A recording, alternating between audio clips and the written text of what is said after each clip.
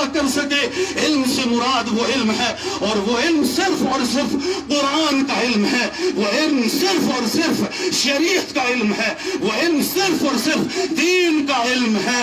میں باقی دیگر علوم کے حصول کا انکار نہیں کر رہا ہوں۔ ہمارا بچہ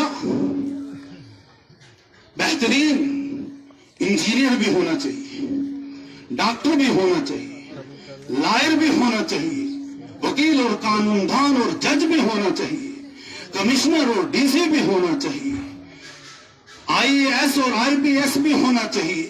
ہر شعبے میں ایمان والے کو آگے ہونا چاہیے۔ کسی بھی شعبے کے اندر ایمان والا کبھی اغیار کا دست نگر اور ان کا محتاج نہ رہے۔ لیکن سب سے پہلے بنیادی چیز جو ہے وہ دین ہے، مبادیات دین کا جاننا ضروری ہے۔ دین کا پڑھنا فرض ہے، طلب العلم فریضۃ علی کل مسلم، علم دین کا حاصل کرنا ہر مسلمان مرد و عورت کے اوپر فرض ہے۔ اگر آپ کمشنر بن جائیں، ڈی سی بن جائیں، اعلی سے اعلیٰ منصب اور عہدے کے اوپر فائز ہو جائیں، لیکن اگر دینی علوم سے بے بہرا ہیں، دینی علوم سے، شریعت کے علوم سے نہ بلد اور نہ آشنا ہے، تو آپ بڑی بڑی ڈگریوں کے حاصل کرنے کے باوجود، آپ اعلیٰ عہدوں کے اوپر فائز ہونے کے باوجود، آپ معیاری مناصب کے اوپر فائز ہونے کے باوجود کچھ بھی نہیں ہے۔ اشرف العلماء مولانا اشرف علی تھانوی رحمت اللہ علیہ نے ایک لطیفہ لکھا ہے کہ ایک مرتبہ چند سرفرے نوجوان کشتی میں سوار ہو گئے۔ کشتی چلانے والا بوڑھا سا تھا، ملاح۔ ان کو سوجی کہ اس کا مذاق اڑائیں، اس کے ساتھ مزاحیہ کلام شروع کر دیا۔ ایک نوجوان لڑکے نے کہا، بڑے میاں آپ نے سائنس پڑھی ہے؟ کہا نہیں جی مجھے تو پتا ہی نہیں ہے سائنس، میں نے نہیں پڑھی۔ بڑے میاں پھر آپ نے آدھی زندگی ضائع کر دی۔ دوسرے نے پوچھا آپ نے ہسٹری پڑھی ہے؟ کہا نا جی مجھے تو کچھ پتا نہیں کس بلا کا نام ہے ہسٹری۔ اس نے بھی کہا آپ نے آدھی زندگی ضائع کر دی۔ تیسرے نے کہا آپ نے میتھ پڑھا ہے؟ کہا نہیں جی مجھے تو کچھ پتا نہیں، مجھے میتھ ویتھ کچھ نہیں آتا۔ اس نے بھی کہا آپ نے آدھی زندگی ضائع کر دی۔ کشتی چلتے چلتے دریا کے اندر ایک لہر آئی، اور اس لہر میں، اس بھنور میں کشتی پھنسی اور ہچکولے مارنے لگی، ہلنے لگی۔ اس بڑے میاں نے یوں پیچھے مڑ کے ان نوجوانوں سے کہا تم نے تیراکی کا علم سیکھا ہے؟ تیرنا تمہیں آتا ہے یا نہیں؟ انہوں نے کہا بڑے میاں ہمیں تو تیرنا نہیں آتا، ہم نے سیکھا ہی نہیں، ہمیں کیا پتا تھا اس طرح کی بھی ضرورت پڑے گی، ایسی کبھی نوبت آ جائے گی کہ ہم دریا کی لہروں کے بیچوں بیچ پھنس جائیں گے۔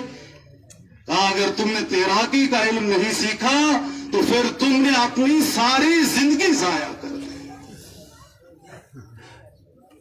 دنیا دار کہتے پھرے کہ تم نے دنیاوی تعلیم حاصل نہیں کی تو آدھی زندگی ضائع کر دی، لیکن یاد رکھیں اگر دنیا داروں نے، دنیاوی تعلیم کی اعلیٰ ڈگریاں حاصل کرنے والوں نے دین نہیں سیکھا ہے، وہ مبادیات دین سے ناواقف ہیں، وہ دین کی بنیادی باتوں سے ناآشنا ہے، تو گویا کہ انہوں نے اپنی ساری زندگی ہی ضائع کر دی۔ کیونکہ جو بندہ دینی تعلیم سے محروم ہے، قرآنی تعلیم سے محروم ہے، علوم نبوت سے محروم ہے، وہ اپنے خالق و مالک کی معرفت حاصل نہیں کر سکتا، وہ اپنے خالق و مالک اللہ رب العزت کا قرب و اختصاص حاصل نہیں کر سکتا۔ اس سے پتا چلا کہ علم سے مراد وہ علم ہے کہ جس علم کے ذریعے سے اللہ رب العزت کا قرب حاصل ہو، اور وہ علم دین ہے۔ مبارک ہے ان بچوں کے والدین اور اس بچی کے جس نے حفظ کلام اللہ کی سعادت حاصل کی، اس کے والدین کو کہ جنہوں نے دین پڑھایا، قرآن سکھایا ہے، جس کے ذریعے سے رب کی معرفت حاصل ہوتی ہے، جس کے ذریعے سے رب کا قرب و اختصاص حاصل ہوتا ہے۔ میں انہیں مبارکباد دیتا ہوں اور سامعین میں سے ہر ایک کو اس بات پہ آمادہ کرتا ہوں کہ وہ اپنے بچوں کو دینی تعلیم کے حصول کے لیے وقف کر دیں. دنیا پڑھائیں لیکن دنیا کے ساتھ ساتھ دین لازمی ہے. اگر دنیا کی تعلیم کے ساتھ آپ نے دین سے نابلد رکھا تو بہت بڑی نعمت سے اپنی اولاد کو آپ نے محروم رکھا. تیسری چیز، او ولد صالح یدعو لہ، یا پھر والدین نے ایسی اولاد چھوڑی ہو جو مرنے کے بعد اپنے والدین کے لیے دعائیں مغفرت کرتی ہو، ان کی بخشش اور نجات کی دعا کرتی ہو.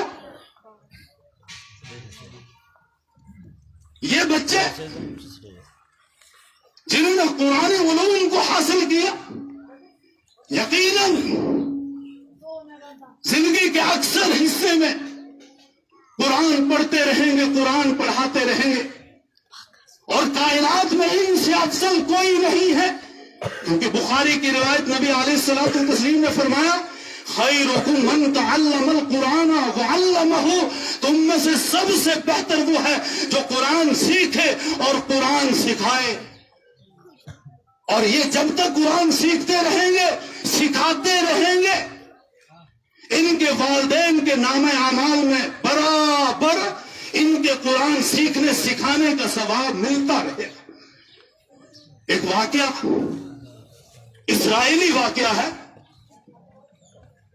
حضرات محدثین نے اس پر کلام کیا ہے، لیکن محدث ہند شیخ الحدیث حضرت مولانا محمد زکریا رحمۃ اللہ علیہ نے مکاتب کی اہمیت ایک چھوٹا سا کتابچہ ہے، اس کتابچے کے اندر اس واقعے کو نقل کیا ہے. اور جب شیخ الحدیث نے لکھا ہے تو میرے نزدیک یہ واقعہ معتبر ہے. لکھتے ہیں حضرت عیسیٰ علیہ الصلوۃ والتسلیم ایک سفر پہ جا رہے تھے، قبرستان کے قریب سے ان کا گزر ہوا، رک گئے اور اپنے ساتھی سے کہنے لگے، اس قبر والے کو عذاب ہو رہا ہے. پھر چلے گئے، کچھ عرصے کے بعد واپس لوٹے، اسی قبرستان کے قریب سے گزر ہوا. جب اس قبر کے پاس سے گزر رہے تھے تو اللہ رب العزت کے محبوب پیغمبر تھے، اللہ قبر والوں کے حالات و احوال عیسیٰ علیہ السلام کے اوپر منکشف فرما دیتے تھے. واپسی پر پھر اللہ رب العزت نے اس قبر والے کا حال عیسیٰ علیہ السلام پر کھول دیا. اپنے ساتھی سے فرمانے لگے، آج تو یہ قبر والا جنت کے بالا خانوں میں چین و سکون کے ساتھ بیٹھا ہوا ہے. بارگاہ سمدیت میں عرض کیا، یا ربا چند روز پہلے تو اس کو عذاب ہو رہا تھا اور آج یہ آرام و راحت کے اندر جنت کے بالا خانوں میں سکون کے ساتھ بیٹھا ہوا، یہ کیا ماجرا ہے؟ تو جواب ملا اللہ رب العزت کی جانب سے کہ جس وقت اس شخص کا انتقال ہوا تھا، اس کی زوجہ، اس کی بیوی حالت حمل میں تھی. اس کے انتقال کے بعد اس کے ہاں ایک بیٹا تولد ہوا. وہ بچہ جب بڑا ہوا تو اس بچے کی ماں نے مکتب میں لے جا کر اس وقت کے پادری کے پاس، راہب کے پاس اس بچے کو انجیل کی تعلیم کے لیے داخل کیا. اور آیت بسم اللہ الرحمن الرحیم ہر کتاب کی مشترک آیت رہی ہے. اس راہب نے اس بچے کو بسم اللہ الرحمن الرحیم پڑھایا، اور بچہ جب استاد مدرسے کے اندر سبق دیتا ہے تو وہ بیٹھ کے قرآن کی آیت کو یاد کرتا ہے، ایک ہی آیت کو بار بار رٹتا ہے. یہ بچہ بھی قرآن کی آیت کو رٹنے لگا، بسم اللہ الرحمن الرحیم، بسم اللہ الرحمن الرحیم، بسم اللہ الرحمن الرحیم. کہتے ہیں اس شخص کے، اس بچے نے جب رحمان اور رحیم میری صفات کے ساتھ میرا نام زمین پر لینا شروع کیا، فرش پہ لینا شروع کیا، تو مجھ رب کو، اس کائنات کے خالق و مالک کو عرش کے اوپر اس کے اوپر رحم اور ترس آ گیا، اور میں نے اس بچے کے بسم اللہ پڑھنے کی برکت سے اس کے والد کو عذاب سے، جہنم کے عذاب سے نکال کر جنت کے بالا خانوں کے اندر داخل کر دیا۔ جب بسم اللہ الرحمن الرحیم کی برکت سے جہنم سے نکل کر جنت کے بالا خانوں میں داخل ہو سکتا ہے، تو پھر جس کے سینے کے اندر 6666